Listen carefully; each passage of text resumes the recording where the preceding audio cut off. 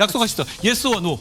좋아하시잖아요. 예스 or 노. 저도 같이 예스 or 노. 본인 입으로 제 가장 가까운 가족 철을 말하는 건데요. 공천에 개입했다고 말씀하셨습니다. 거기에 대해서 말씀해 주시죠.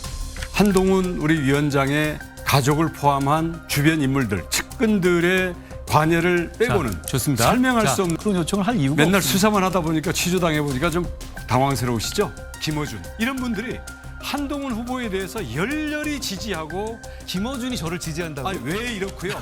자, 아무런 그런 근거 없이 말씀하시는 건데 저는 오히려 김의겸 씨는 녹음이라도 틀었어요. 저는 원희룡 후보가 김의겸 후보보다 더 못한 것 같아요. 그냥 던져놓고 다음 넘어가고 이런 식의 구태 정치 정말 그만둬야 한다. 이 두 명과 제 처가 아는 사이다. 일면식이라도 있다. 제가 정계 은퇴하겠습니다. 7월 11일 국민의힘 당대표 후보자 2차 토론회가 열렸죠. 이러다 다 죽는다고 말하며 출마 선언했던 원희룡. 이건 뭐 나 혼자 죽기 싫으니 다 같이 죽자는 꼴인데요. 개그 콘서트가 왜 폐지됐는지를 보여주는 희대의 코미디. 핵심만 추려서 보여드리겠습니다. CBS에 5월 달에 이미 보도가 된 바가 있습니다. 아니죠. 툭하면 정정보도 청구하고 고발하고 하시는 분께서 이에 대해서 아무런 조치를 취하지 않으셨어요.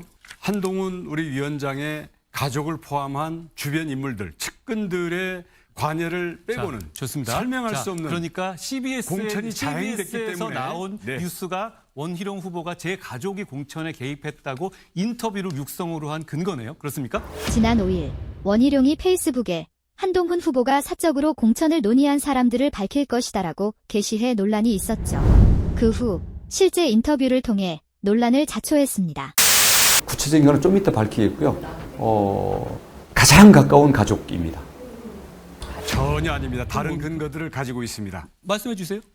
지금 이 자리에서요? 그럼요. 제가 지목을 하겠습니다.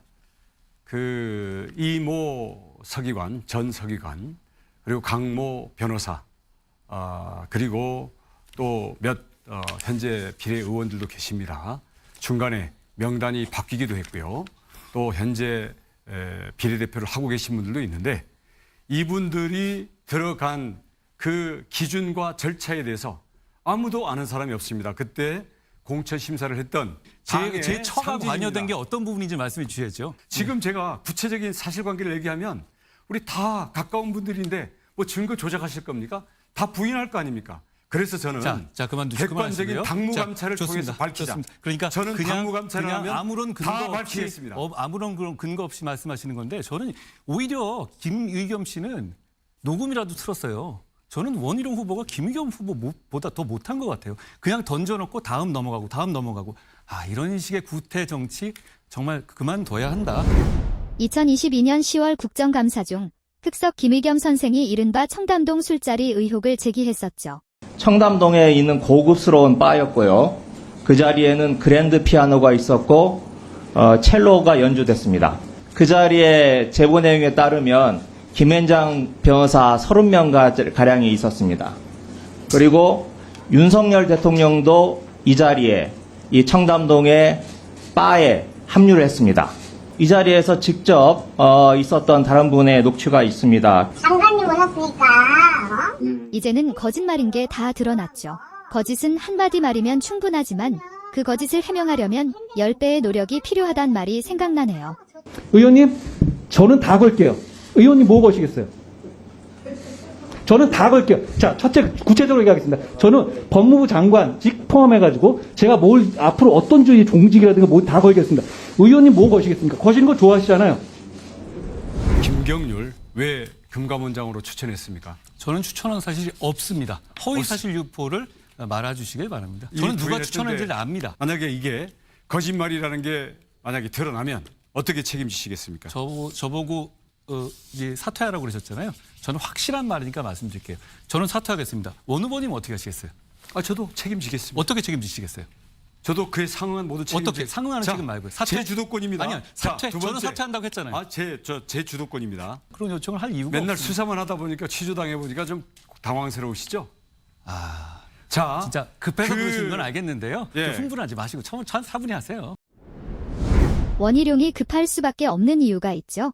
한국갤럽에서 지난 12일 발표한 여론조사를 보면 한동훈은 말할 것도 없고 나경원에도 2위를 내주며 고전하는 모습입니다. 한동훈 대 나머지를 봐도 57대 34로 나타났고요. 이는 이른바 일신 논란 이후 격차가 더 커진 모습입니다. 여기에 대해서 지금 하시는 말씀이 거짓말로 나오면 어떻게 책임지시겠습니까? 자, 이 문제에 대해서 답변하십시오. 그냥 뇌피셜이고요. 그리고 말씀하신 것처럼 그 CBS 기사 그게 지금 원희룡 후보가 갖고 있는 자료입니까? 그럼 말씀하신 그 2번 이름도 모르겠습니다만 이 2명과 제 처가 아는 사이다. 일면식이라도 있다. 제가 정계 은퇴하겠습니다. 그 민청학년 주동자셨던 이모부님 계시죠? 아니면 장인 어른께서도 뭐 여러 가지 검찰 경력은 있지만 민주당 분이시죠? 예를 들어서 김어준 또는 유인태 이런 분들이 한동훈 후보에 대해서 열렬히 지지하고 여기에 대해서 비판하는 사람들을 거의 집단 왕따하듯이 공격을 하고 있습니다. 아니, 제가 묻겠습니다. 김어준이 저를 지지한다고요? 아니, 왜 이렇고요? 자, 이 보수의 지형 자체를 재편하기 위한 누군가의 큰 그림 속에서 앞에 아이돌로 내세워진 게 아닌가? 강남 좌파인가? 이런 문제가 제기되는 경우가 있거든요. 아니라면 이 자리를 통해서 해소를 해 주십시오. 정말 2024년에 국민의힘의 전당대회에서 이런 얘기 나오는 거 정말로 황당한 얘기입니다. 이모부님을 한 번도 본 적이 없습니까? 20여 년간 20년간? 본 적 없습니다. 그것도 조사하셨어요? 아니요, 조사를 안 했죠. 어떻게 가족관계 내부를 조사합니까? 지금 이렇게 막 가는 식으로 문제 제기 계속 하시잖아요. 그런 게 저는 저를 여기서 당대표를 떨어뜨리기 위한 목적이라고 당연히 생각하거든요. 그리고 저한테 무슨 책임지라고 얘기하셨죠. 그래서 제가 책임진다고 얘기했죠. 원 후보님 이렇게 여러 가지 말씀하시지 않았습니까? 그중에 자 굉장히 여러 가지 말씀하셨어요. 굉장히 저한테 나쁜 얘기들이었는데 그중에 본인이 사실이 아니면 본인은 어떻게 책임지실 거예요? 저한테 사퇴하라고 그랬고 저는 사퇴, 정계 은퇴 얘기했죠. 본인도 후보 사퇴 그리고 정계 은퇴 괜찮으세요? 약속하시죠. 예스 와 노.